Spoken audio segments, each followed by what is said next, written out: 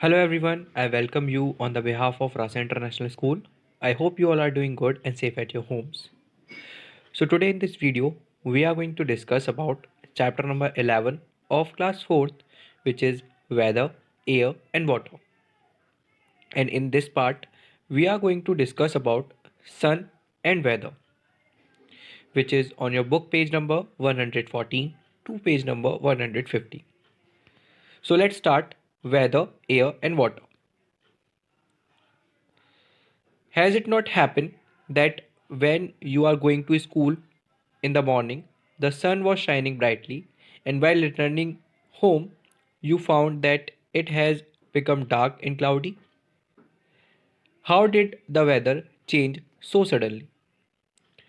तो क्या कभी आपके साथ ऐसा नहीं हुआ, जैसे फॉर एग्जांपल आप जब जा रहे हैं स्कूल तो सन जो है वो बहुत ज़्यादा ब्राइटली शाइन कर रहा है, एकदम चमक रहा है, आपको गर्मी लग रही है बहुत, ठीक है। और जब आप स्कूल से वापस आ रहे हैं तो एकदम डार्क क्लाउडी सा मौसम हो गया है, रेन होने वाली है। ऐसा हुआ नहीं है आपके साथ? हुआ होगा ज़रूर, आप सबके साथ ऐसा हुआ था कभी, क्योंकि हमारा जो वेदर है वो क्या होता रहता है, कॉन्स्टेंटली थोड़ा चेंज होता रहता है।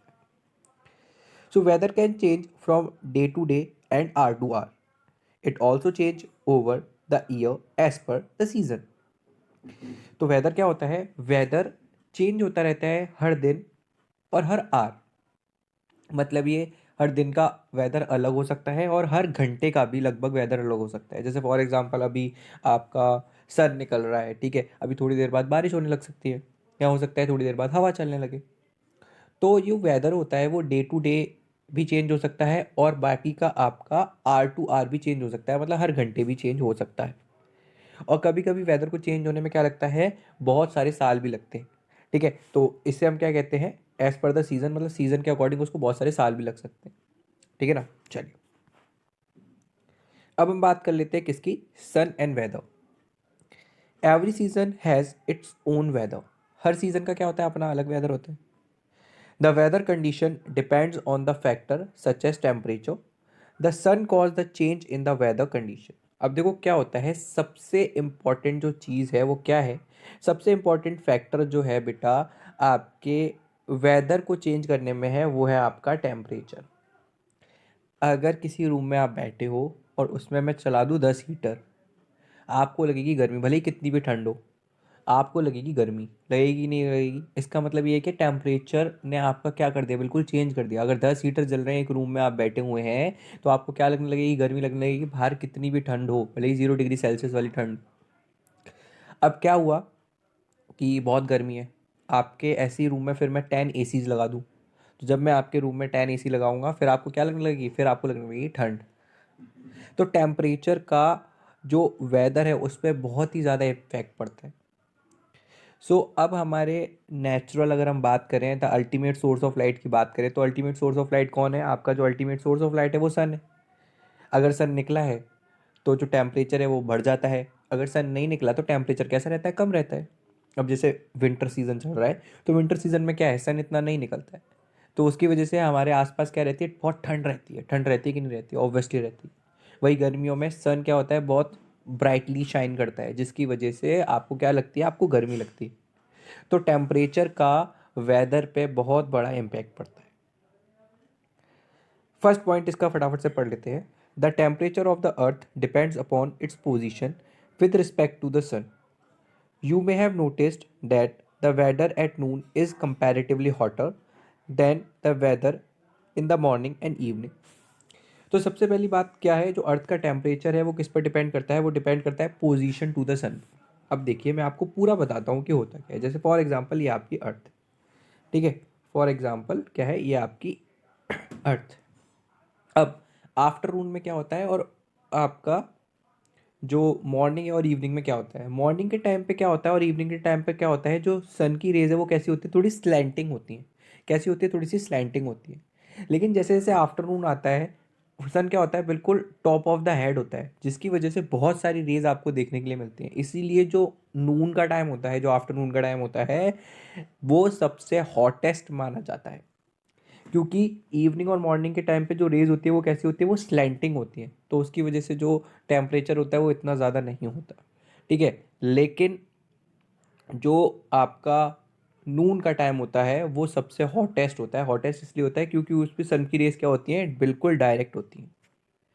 Okay, at noon the sun rays fall directly to the earth, this heat up the earth, thus it become hot at noon. जैसे कि मैंने आपको बताया कि अर्थ की जो रेज है वो डायरेक्टली फॉल करती हैं आपकी किस पर, आपकी अर्थ पर फॉल करती हैं सन की रेज डायरेक्टली। इस वजह से क्या होता है, जो आपकी अर्थ है वो हीट अप हो जाती है और नून क्या होता है, noon become the hottest part of the day.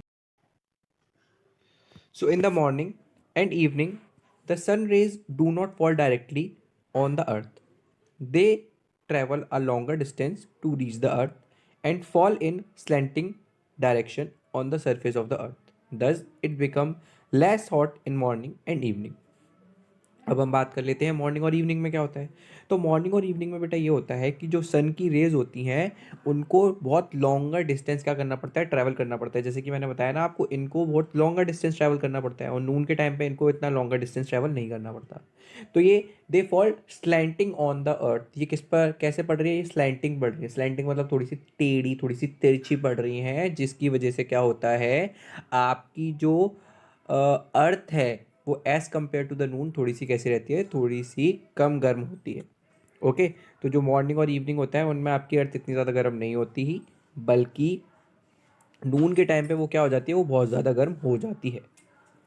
Okay, फिर है the earth is tilted at an angle to its axis while orbiting the sun. One hemisphere of the earth is closer to the sun and other hemisphere is away from the sun. The part of the earth that is closer and in front of sun has summer season. During summer season, the days are longer and warmer. During winter, days are shorter and colder. अब ये वाला point भी बहुत अच्छा है। अब कैसे अच्छा है मैं आपको बताता हूँ। जैसे कि आप सबको पता है, मैंने पिछले चैप्टर्स में भी पढ़ाया था, that our earth is tilted. Tilted का मतलब हुआ है कि झुकी हुई।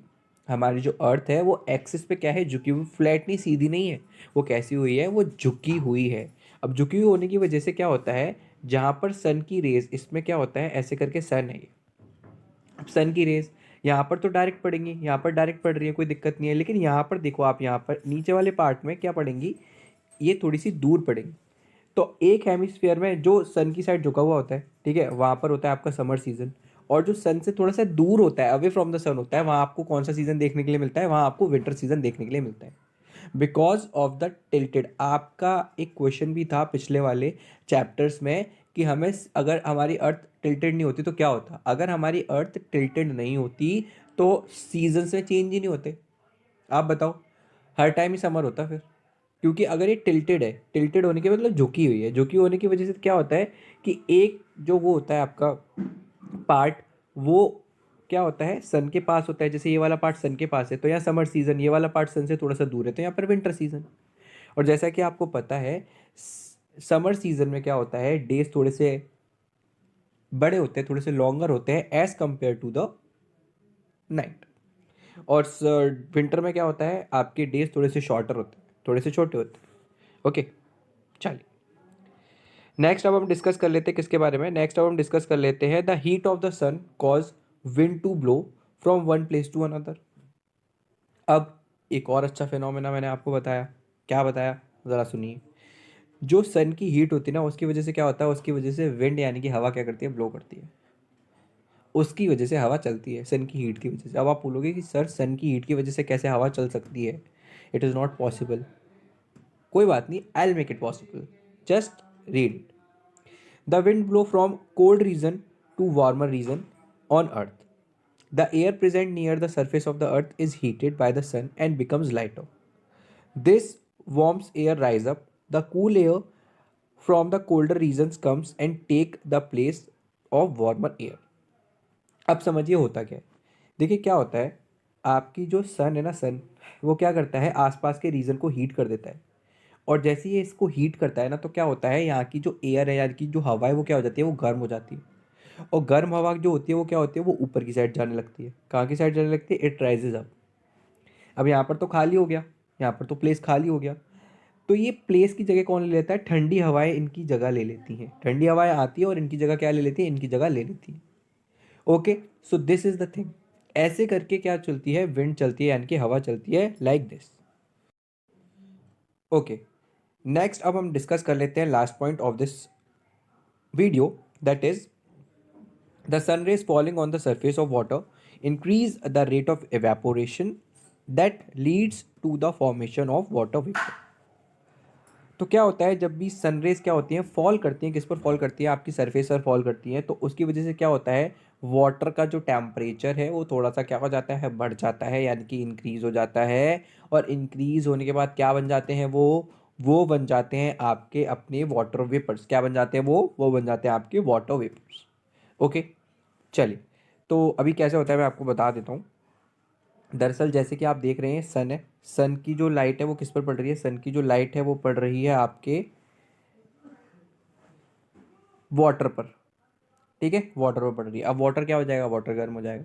ठीक है, जैसे ये वाटर गर्म होगा तो इसमें से क्या निकलते हैं, वाटर वेपर जाएंगे और ऊपर की तरफ। वाटर वेपर कहाँ जाएंगे, ऊपर की तरफ चले जाएंगे ये वाटर वेपर्स। ठीक है, समझ में आया कि नहीं आया? मतलब ये पानी क्या होता है, पानी इवेपोरेट हो जाता है आपका, और इवेपोरेट होके क्या, इसके वाटर वेपर्स बन जाते हैं। ठीक है ना, चलिए। It leads to the formation of clouds, that is why some days are cloudy and others are sunny. तो क्या होता है, इवेपोरेशन के बाद अब ये वाटर वेपर का होता क्या है, देखिए इवेपोरेशन के बाद जैसे ये वाटर वेपर ऊपर की तरफ जाते ना, तो ऊपर ना थोड़ी ठंड है। जैसे कि आप ऊपर की साइड जाओगे तो थोड़ी सी आपको क्या देखने के लिए मिलेगी, थोड़ी सी ठंड देखने के लिए मिलेगी। तो तब वहाँ क्या बन जाते हैं, तब ये जो वाटर वेपर है वो कंडेंस हो जाते हैं, अपने आसपास आ जाते हैं, और पास आके क्या बना लेते हैं, पास आके क्लाउड्स बना लेते हैं। क्या बना लेते हैं, ये क्लाउड्स बना लेते हैं। ठीक है ना, तो इसलिए जो कुछ दिन होते हैं वो आपको क्या देखने के लिए मिलते हैं, वो आपको क्लाउडी देखने के लिए मिलते हैं। वाइल कुछ दिन आपको कैसे देखने के लिए मिलते हैं, सनी। सनी का मतलब क्या होता है, जिसमें सन चमक रहा होता है बहुत तेज़ी से। और क्लाउडी का मतलब ये होता है कि उस दिन आपको क्लाउड्स देखने के लिए मिलते हैं। Okay, so thank you so much for today, that's all for today.